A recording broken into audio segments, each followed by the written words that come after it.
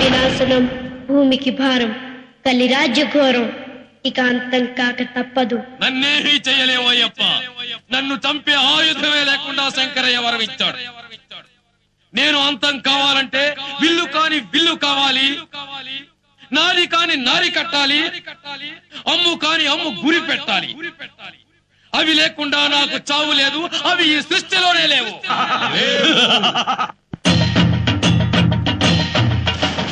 విల్లు కాని విల్లు హరివీలు గైకొని హరిహరుల సుతుడే తన విల్లు చేసే.